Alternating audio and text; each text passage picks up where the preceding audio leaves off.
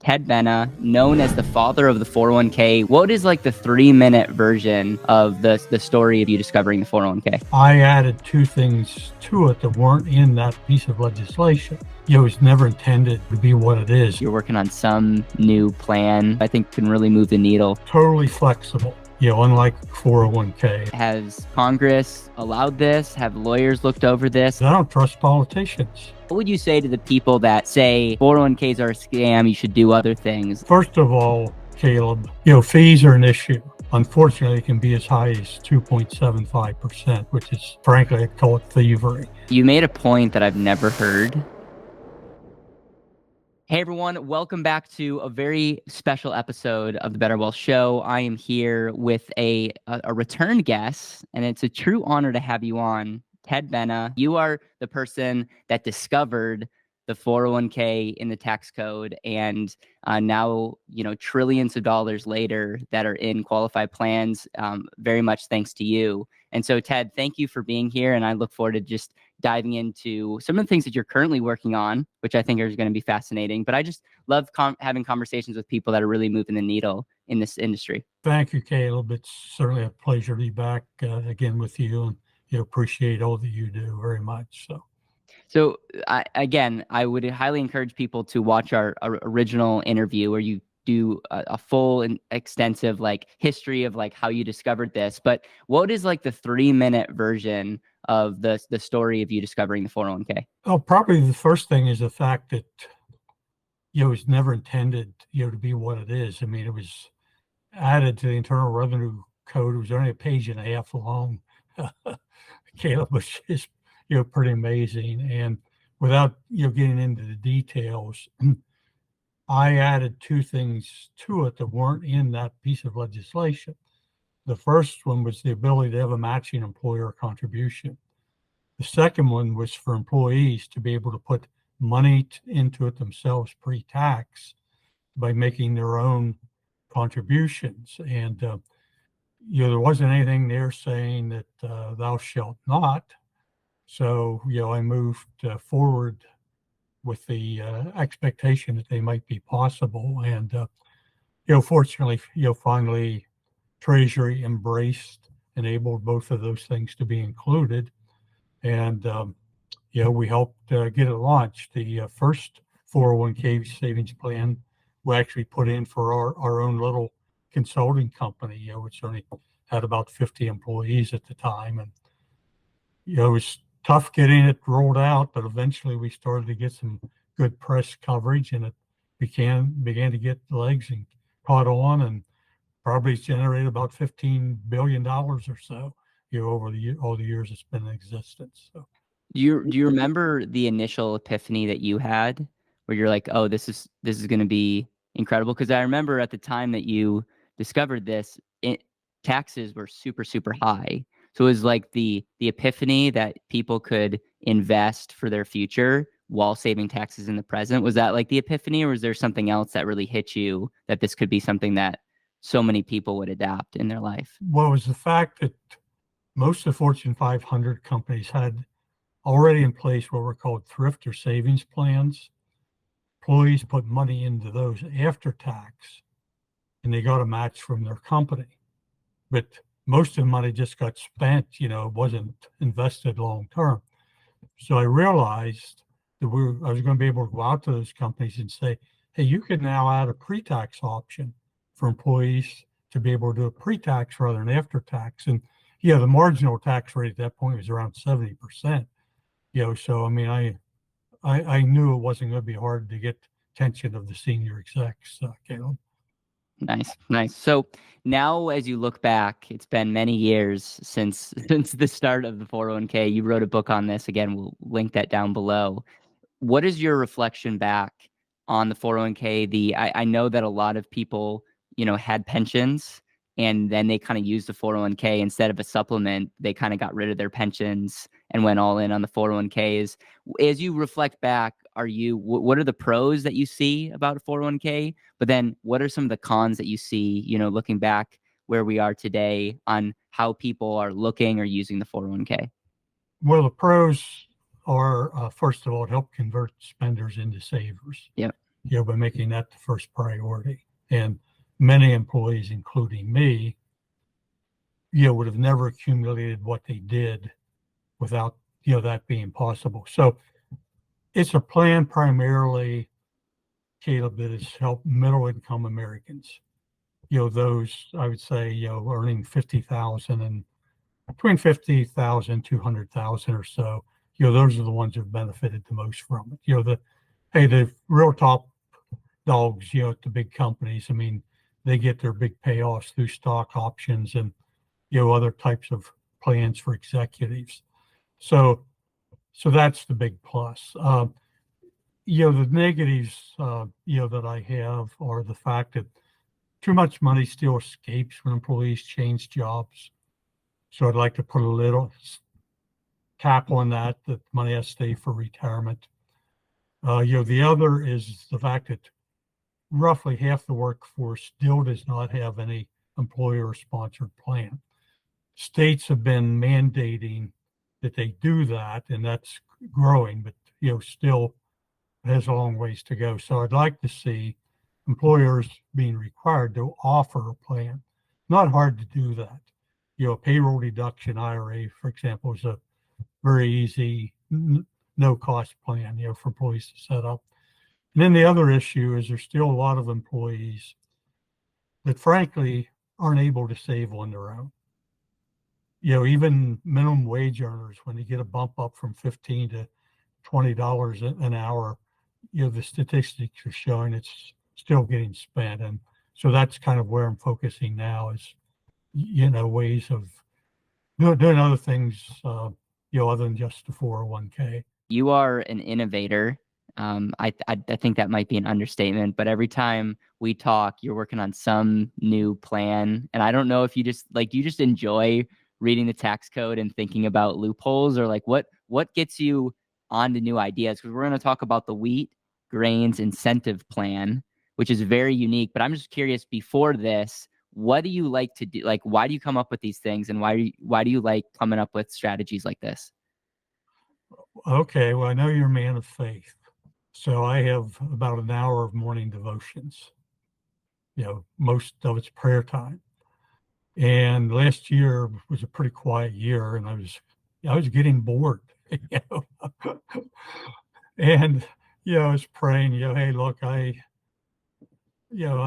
like to be more engaged. And I got approached, Caleb, by a guy named Jason Lee.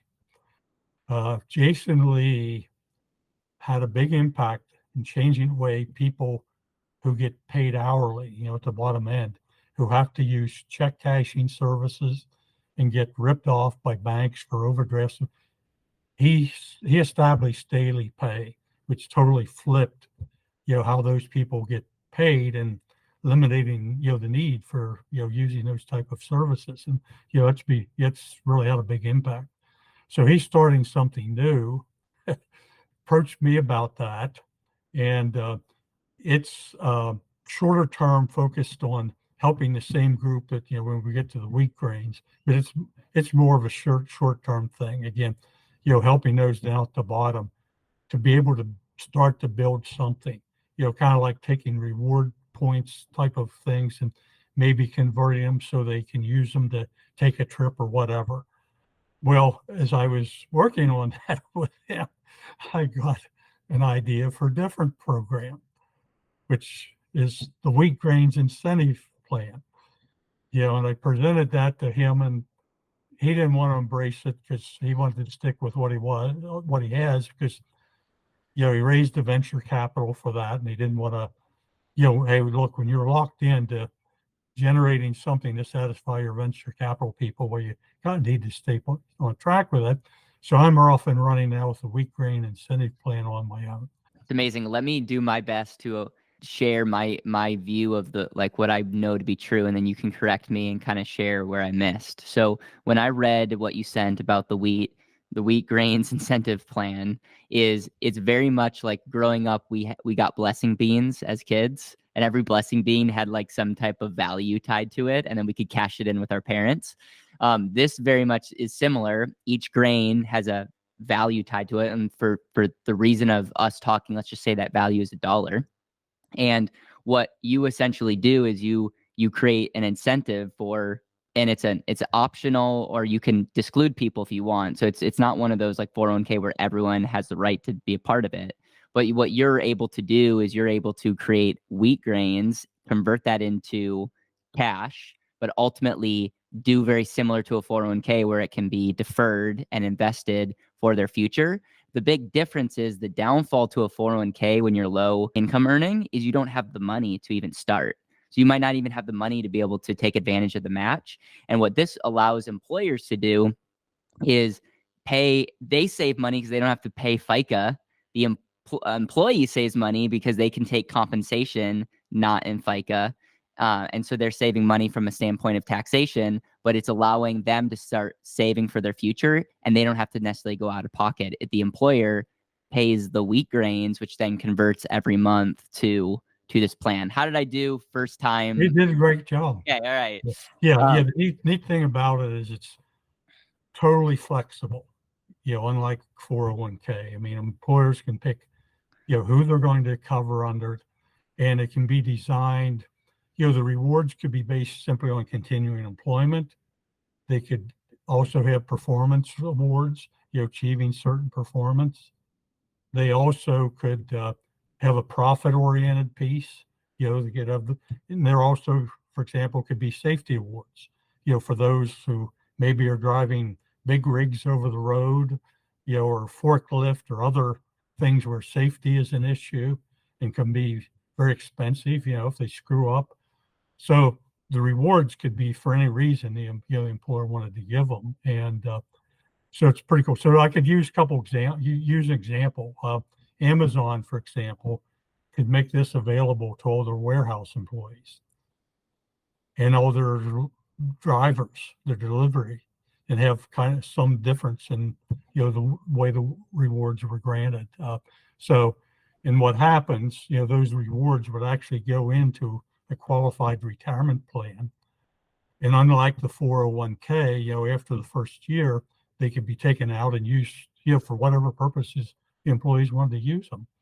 Wouldn't be restricted to hardship withdrawal. So it's pretty neat. Yeah, I'm excited about it because a lot of times employers would like to do something, but they're not allowed because it's, legally it won't work, because of the discrimination rules and so forth. So this avoids, all that baggage. It's pretty neat. And an employee, just hypothetically, let's say they did this, and an employer, contributed, let's say $250 a month, so 250 wheat grains a month to this based on some type of incentive. The employee wouldn't have to put $1 in, so they're getting money put into an account that's deferred. And you're saying that after a year, that employee could technically access that money. They would have to pay taxes, but they wouldn't have any penalties of accessing that money? They may, depends. Okay. They may have a 10% penalty. But it's still, I mean, again, and you're just to, for the record, the purpose is for them to save for retirement. Well, longer term. Right. But the idea is they don't have that money could be accessible. And it technically, yes, there could be penalties and fees, but it's money that is not, essentially it wasn't money that I guess it was part of their compensation. Well, it's technically not compensation, it's contribution to retirement plan. But if they got it, for example, there can be incentive plans. Companies have cash incentive plans, but and they can be non-taxable. That's what Jason Lee's trying to do with his new program, where they're not taxable at all. But if they're more than the minimus amounts, becomes questionable whether it can be tax-free. Because obviously employers don't want a lot of service rewards, etc., performance rewards that aren't taxable at all. So this avoids that problem. But also regarding the 10%, if it does have a 10% penalty, if employees get something that's taxable as comp, they pay almost 7% as FICA. So it's it's not that big a difference. Okay. And then the other thing, take a franchise. Somebody has a lot of franchise. They could have maybe 5 maybe 10 service greens a month for the regular employees, a higher level for assistant managers, a higher level for managers. I mean, it's, Yep. it's totally flexible. Let me ask you this. So you know how the first time you get your paycheck, you're always shocked about like, oh, it's so much got Sure. taken out. I think I had that same moment in my past paying bonuses to people. You pay bonuses and you're like, not only does the employee feel like, wow, like I thought I was gonna get paid this, but the employer has to also pay addition just to hit whatever, like if the bonus is X, I have to pay more. And so it kind of feels like a lose-lose across the board. And especially like with certain bonuses, like they take out the maximum amount of tax. My question to you is, could you use this instead of that?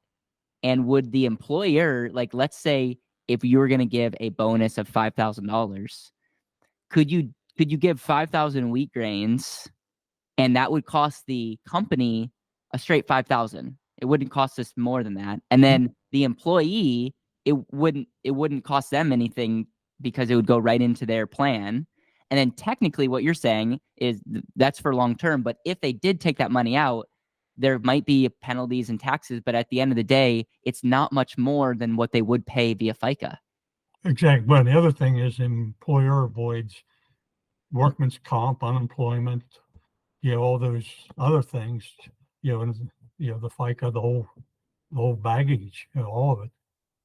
So what are is this like what are the potential mosquitoes in this plan? Like has Congress allowed this? Have lawyers looked over this? Like what is if someone's listening to this or watching this and they're like, I want to do this, is there any downfall to doing something like this? Or is it like totally above board, thumbs up? It's just you got to implement it. Yeah, no, I mean, unlike the 401k, when I did the 401k with the match and employee pre-tax, there was questions around that because Treasury had to issue regulations that would support that. None of that with this. It's totally within the structure legally that's out there and exists. Okay.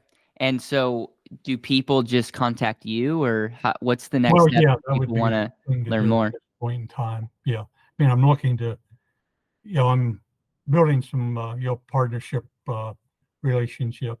So, where the administration will be handled, but Okay. they need to get hold of me.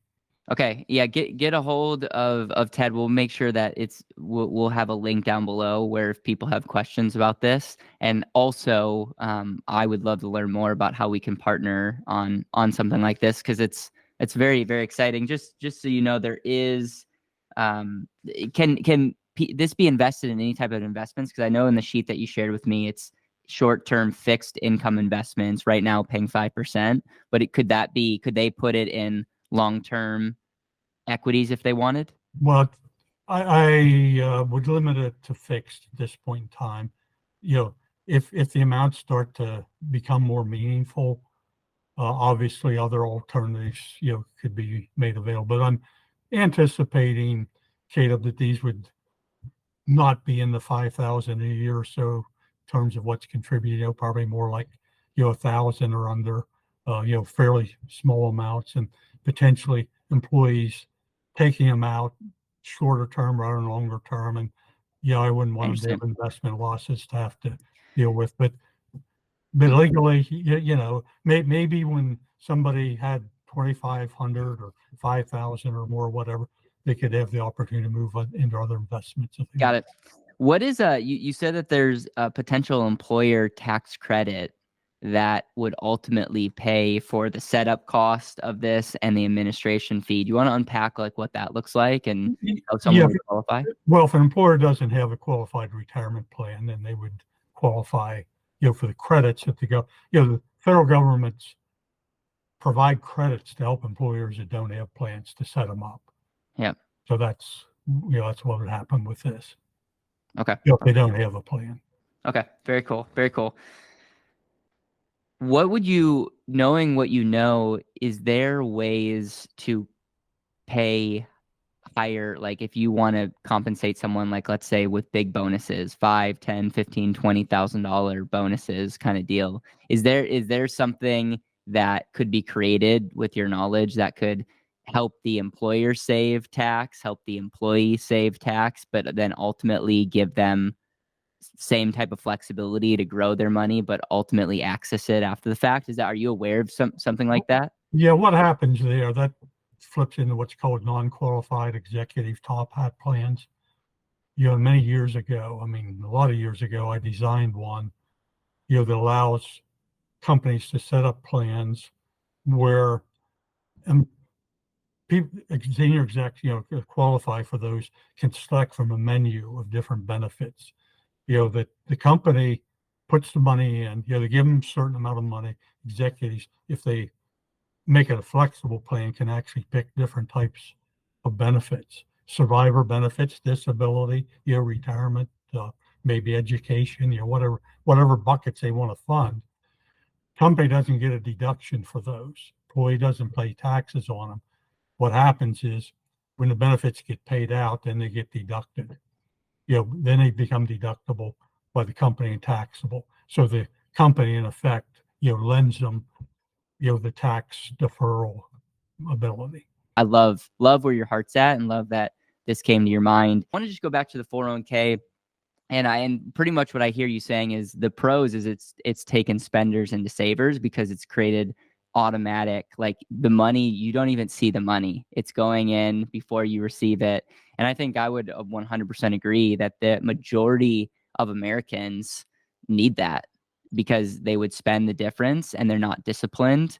And so the fact that they can do that, the fact that many employers will give them some type of match, the fact that the money is locked up for the next 10, 20, 30 years, or there's certain penalties to get to. You almost make it sound like you wish it was harder to get to if you transfer jobs because waiting to retirement.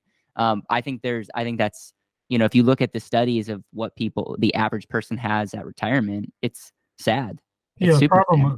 Problem, Jason, Caleb, when they change jobs is they're given information that says, well, one of your options is to take the cash and do whatever you want to with it. You're 30 years old and you get someone that says, oh, I got $10,000 now I can take and do anything with it. It's a huge temptation. I'd like to see that removed.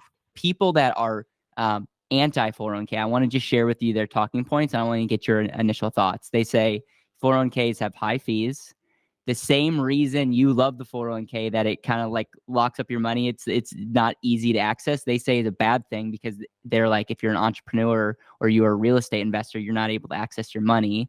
They also talk to that the 401k doesn't produce tons of income on itself because you're looking at the net, but you still have to do income planning. And then the last thing that they say is with tax rates where they are, getting tax deferred sometimes isn't a tax advantage because you're deferring to a potential higher tax rate or threshold. And I do know that there's a Roth 401k option for so many people. So what would you say to the people that say 401ks are a scam, you should do other things? Like, do you have any initial thoughts on that? Well, let's take those one at a time, and I'm not sure I'll remember. You hit me with a bunch of them. Fees are an issue. Primarily, smaller employers. The larger employers have, they've had major lawsuits and got hammered, and generally, they're not an issue. Large plan, fees generally are 1% or less. Some are as low as 15, 0.15% or whatever. So fees aren't an issue there. The smaller plans, unfortunately, can be as high as 2.75%, which is, outrageous. And that, that's just horrible. There's no question about it. There's no reason for it. It's, frankly, I'd call it thievery. All right. Definitely it's not. So if you are in a plan, particularly a small employer, I would say dig in and make sure you find out what the fees are. That's definitely an issue. Now, I'm not sure what your next point was. You had about 4 of them. Yeah, I'll say the next point is the tax deferral. Okay, tax. Yeah. Okay, well, First of all, Caleb, I'm not a huge fan of Roth. The number one reason is the fact that most people, when they retire, I don't care what age they are, have significantly less taxable income. So as a result of that, and the reason for that is average people when they retire, and I'm talking probably anyone under 100 or 200,000, a big part of their retirement comes from Social Security. It's a big chunk of it. There's not that much, for somebody earning less than 100,000, that's going to come from whatever they've accumulated in their 401K, et cetera. So they're going to have significantly less taxable income. And as a result of that, tax rates would have to go up quite a bit. Yep. Now, I wrote 401K and IRAs for Dummies a couple of years ago, and I pointed out in that tax rates now are actually lower than when the Roth came out. So that argument was put out there when Roth, it's been there forever with Roth. Do you expect tax rates to go up or down? Well, the reality is tax rates are lower today than they were when Roth came out. The other issue is I don't trust politicians. Social Security was once tax exempt. Now up to 85% of it can be taxable. And, I can see them saying 10 years from now, we gave you too good of a deal with this, Roth. We're going to tax half of that amount that wasn't taxed. That's an issue. Now, you also mentioned what about, during the retirement stream of income. That's the big issue. I have a real concern about that. And one of the things I've recommended is I'd like to see legislation that says somebody that takes part of what they've accumulated and converted it into a fixed guaranteed income, maybe the first 1,000 to 2,000 isn't taxable, to encourage them to take that step. Politically, that shouldn't be that tough to do. There's not that much revenue loss that would be involved with that, and certainly would be a great thing to do for sure. You made a point that I've never heard, and I love. You're saying a lot of people will use the same argument about they don't necessarily trust the government for the Roth option, but you're saying, hey, I don't know what's going to happen in the future. Take the money today, meaning if they're giving you a deduction today, they're not going to go back 30 years and make you repay that deduction. And so take the money today, knowing that if we have a crisis on our hands, the government ultimately has bailed people out left and right. There could be a world where they give you a benefit on top of it if we have this crisis. Whereas if you have a Roth, number one, you're hoping that they keep their end of the bargain. And number two, it's not a benefit for you because you're already basing on a future benefit and you're kind of hoping that the government keeps up their end of the bargain, which is that's a very interesting thought process. The other thing that I'll say is, you're right, majority of Americans unfortunately aren't going to have a fraction of what they had while were working. And so the whole concept of you're going to be in a higher tax bracket could be, yes, inflation, just by inflation, we're paying more taxes. But the reality is the average person in retirement is living off of Social Security and a very small stipend from their lack of investments over the last 20, sure. 30, 40 years. Let me throw something else in on that too. I just remembered, and that is the fact that when you start saving and accumulating for the future, my belief is, the big advantage of doing it pre-tax is you're accumulating more. And that can be as much as, for an average person, when you take federal, state, local taxes, and then if you're an entrepreneur, you're solo entrepreneur, and you add all the FICA on top of that, it could be 30 to 50% differential, with even if you're not a high wage earner. So my point is, looking out and saying, well, at age 65 or so, what situation am I going to be in? I say, hey, be concerned about when you're 55 or so, having a bigger nest egg rather than a smaller one, because life's very unpredictable, as you and I both know.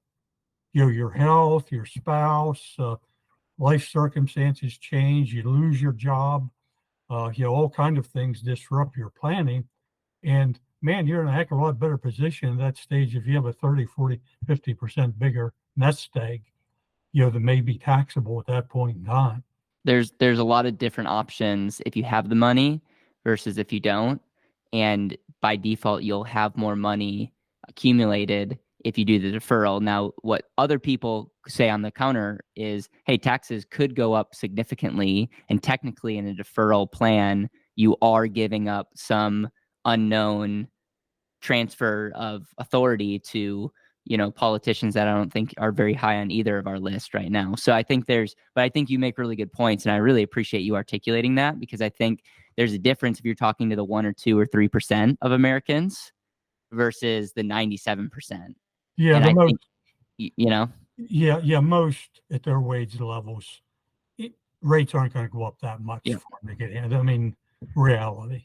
What's your thoughts on annuities and any income planning that people should be aware of? Because you mentioned it yourself, like even potentially seeing or like guaranteeing the first 1,000 or 2,000 of some type of income. What is your thoughts when people do retirement planning, and when Ken Fishers of the world and other people like Dave Ramsey say annuities are the worst thing in the world? What is your thought process in someone who's very pro growing your money in equities, but then in retirement, there might be different things that we need to do? Well, the different types of annuities, and I think the ones they're talking about are the pre-retirement annuities that are designed to compete with mutual funds and be investment oriented. I definitely do not like them. Make no sense, particularly in a tax-free plan, because you already have a tax shelter. Right. The ones I'm talking about are ones that guarantee a stream of income a lifetime. And, that's, that the products are available have changed quite a bit, as you probably know. For example, instead of buying immediate income annuity when you retire, you could buy one that kicks in when you hit a certain age, to help protect you from outliving it. So if you're retiring, let's say it's 65 or 66 or so, rather than locking into annuity at that point, you could buy one that guaranteed you, 2, 3, 4,000 a month income, maybe starting at 65 or 75 or whatever. It takes a lot less money to do that, and that, helps against outliving, what you have. Yeah. So you're essentially saying not a big fan of annuities while accumulating money, but annuities can be a good tool when you're taking money out to make sure that you don't outlive your money. Absolutely. All right, I got to run. So. All right. Take care. 80% of people that watch our YouTube videos are not subscribed to the channel. So it would mean the world if you've gotten any value from our show or channel to subscribe and leave a comment and share your biggest takeaway. It helps other people find our channel.